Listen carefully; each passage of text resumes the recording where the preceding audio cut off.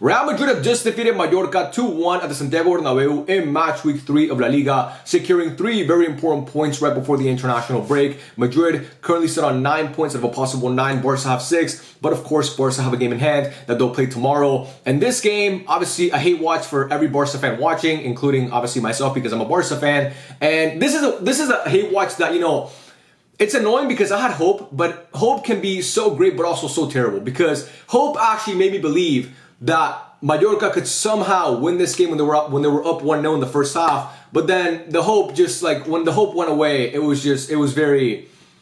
pissed me off, because I actually thought they had a chance to do it. And I'm sure this is how Madrid fans felt when Barca played Levante last week, when Barca were down actually 2-0 in that game away from home, and they still found a way to come back and win it 3-2. But yeah, man, it sucks because, like I said, the hate watch started off so well, and then of course it ended up not being a successful hate watch. But yeah, in the starting 11 for Real Madrid, Xavi also made some changes compared to the game against Oviedo last week. At right back, instead of starting Dani Carvajal, he started Trent. I think that is what Xavi's going to do for the most part this season, is start Xavi in some, is start Trent in some games and Dani in some other games. Obviously, like, he's going to rotate them, is my point. But I think Dani would actually get the more important games, like the UCL games. I think Trent will play more of these games.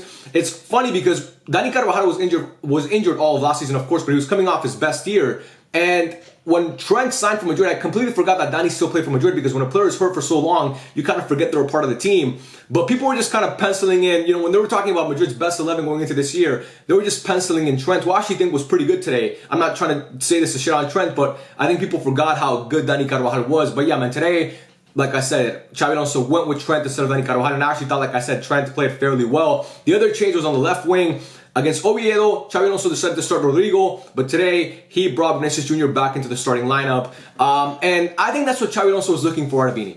He got a reaction out of him. By benching Vinicius Jr., you made him angry, you got a reaction out of him. And against Oviedo, he came off the bench and completely changed that game by himself. And today, starting the game, he gets a goal. I actually think Vini played well today. I thought he wasn't his best game ever, but I thought he played well, obviously scored a goal. So those were the two biggest changes for Real Madrid. Obviously, we saw a front three of Mbappe next to Vini, obviously as a striker, and then Mastantuono on the right-hand side. So I think Xavi Alonso is looking at Mastantuono as a starting right winger, because it looks like he's not the biggest fan of Rodrigo. It looks like Rodrigo's going to stay because Savinho, it was all depending on if Savinho went to Tottenham, and it looks like Man City are blocking that move. And the only way that he would go to Man City, Rodrigo, is if Man City sold Savinho to Spurs, and it looks like that's not going to happen. So it looks like Rodrigo is going to be a part of this team.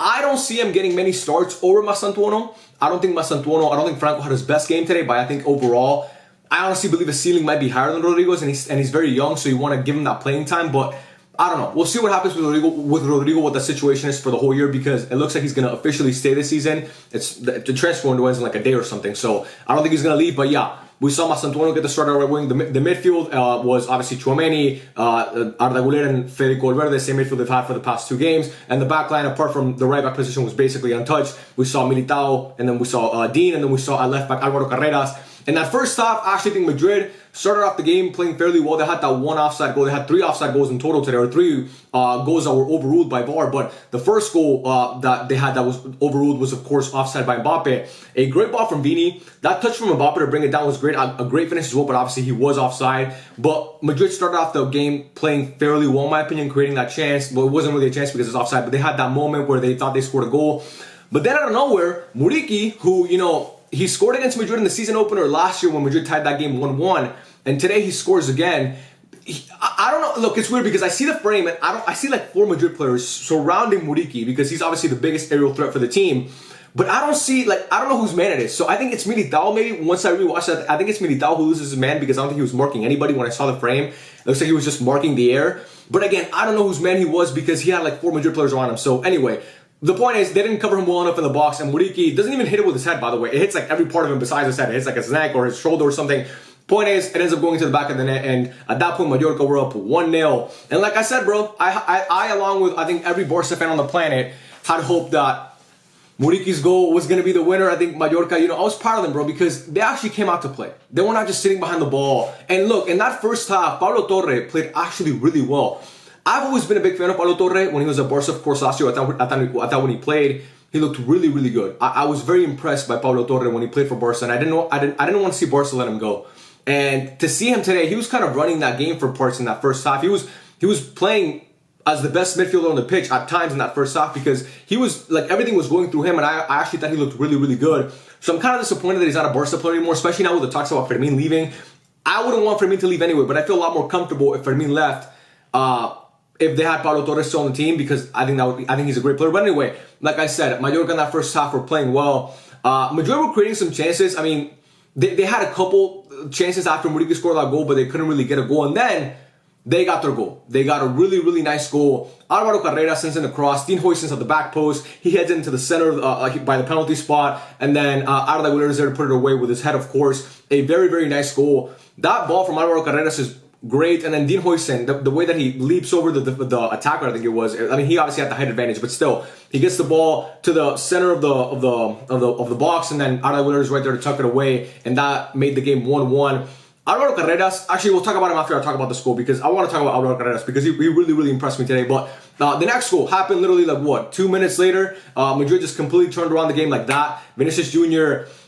Madrid steal the ball, obviously by the halfway line. I forget who it was who stole. I think it was Fede who stole, or maybe it was Arda. I forget who it was, but I think it was one of those two guys. Anyway, they feed it to Vini. Vini has a full head of steam, and he actually, I thought at first he was being selfish and he made the wrong decision because if you look at that play, he had Franco Masantuono on the right-hand side making that run. Franco was basically wide open.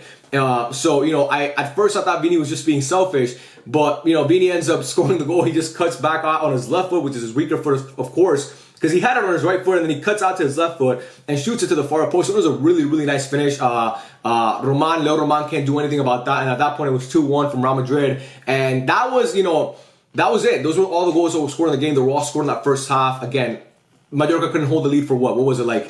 Sorry, I need a sip of water for a second.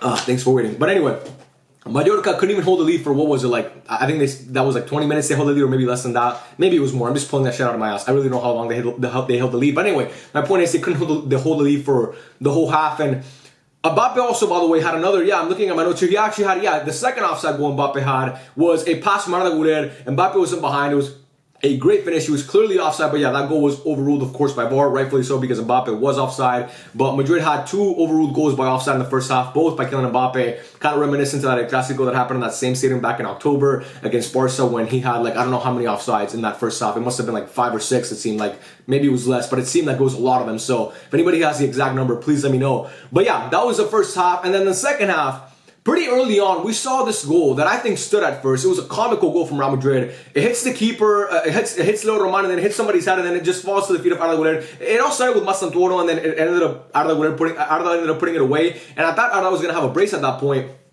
But then it turns out that it was a handball. And look, I didn't think the penalty that Barca got against Levante was a handball last week. Sorry, I had the burp. With the Valde handball right before the half. I didn't think this was a handball either.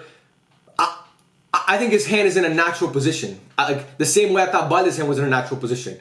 I think the handball rule is the stupidest rule ever because there's so much gray area to it. We don't have a clear definition of what a handball is. With offside, we know exactly what offside is. It's any part of your body that you can score with as an attacker past the last defender. That's it. Even if your fucking nose, you can score with your nose. So if the tip of your nose is past the line, if it's past the furthest part of the body of the last defender, you're offside. That's literally what offside is. And we've seen offsides be ruled off by this much, literally this much. But it's offside because there's no gray area to offside. They still get it wrong sometimes, but there's no gray area to offside. With handball, it's like loitering. How do you know I'm loitering? Maybe I'm just taking an open-eyed nap in the middle of the Dunkin' Donuts parking lot. You don't know what I'm doing, you know what I mean? So you can, arresting somebody for loitering, it's kind of the same thing as the handball rule. Again, there's so much gray area. We don't have an actual definition. If there is a definition, it's kind of up in the air. You know what I mean? Because people just interpret it in so many different ways. So I don't know. I don't know. But anyway, that goal ended up being called off because, again, they called it handball from Arda Güler. Do I think it was a handball? No.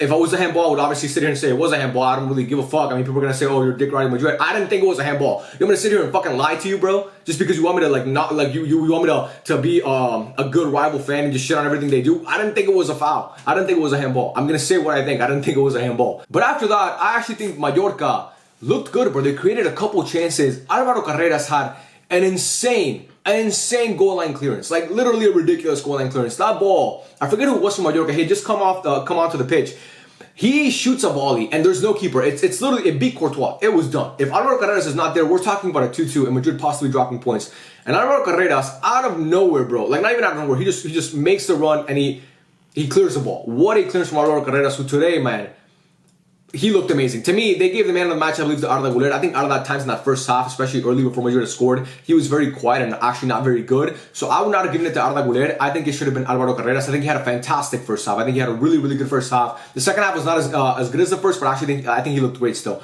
He looks so solid for this Madrid team. He's been a seamless fit. Obviously, we talk about Dean Huijsen, who obviously had, we of course talk about Dean Huijsen, who had the assist today for the first goal, was, I think, really, really good defensively once again. And his ability to play from the back is still amazing. But, you know, they talk about him, they talk about Trent, but Alvaro Carreras, I said it in my last video, I'll say it again today, might end up being their most impactful signing right away. Maybe Dean, I mean, yeah, but I'm talking, like, the thing is, I think Madrid had decent center backs before they signed Dean. Now, they're not to the level of Huijsen, but they're really, really good. Or they're good, you know. And Militao and Rudiger, on their best, can be really good. At left back, I always thought they had mediocre options. So to see now that they have Alvaro Carreras, I mean, I don't really like to see it because that's one weakness that Madrid always had. It was the left back. For a pretty long time now, they've had a weakness at left back. And now I don't think they have one. They have that with Alvaro Carreras. But yeah, man, overall, I think this game, like I said, there was a handball that, you know, to me, like, it's, I don't know. Anyway, they had a handball. We had a whole situation with 2 offside goals, which to me were rightfully called offside. But yeah, Madrid get the win. 3 very important points in the La Liga title race. We'll see what Barca can cook up tomorrow against Rayo Vallecano away. I think Barca will win that game. And if they do, obviously it will be tied up at 9 points before the international break. We got the calendar for the UCL. We got Newcastle first, and then we have PSG. I'm so excited for those games, man. I am so excited. Might make a comeback to doing watch-alongs. I might. It's like a 5% chance, but maybe for some of those games, I actually might come back and do some watch-alongs with you guys because it'd be nice to share that experience with my viewers, man. Because I just think it'd be fun. But again, don't get too excited because I don't think I'm gonna do it. But maybe we do it. But yeah, man, I appreciate you guys so much. Thank you so much for all the support for the best graphic tees in the game. Check out the final thread. The link is in the description down below. And yeah, let me know your thoughts about the game. I love every single one of you, and I'll catch you guys on the next video. Peace out.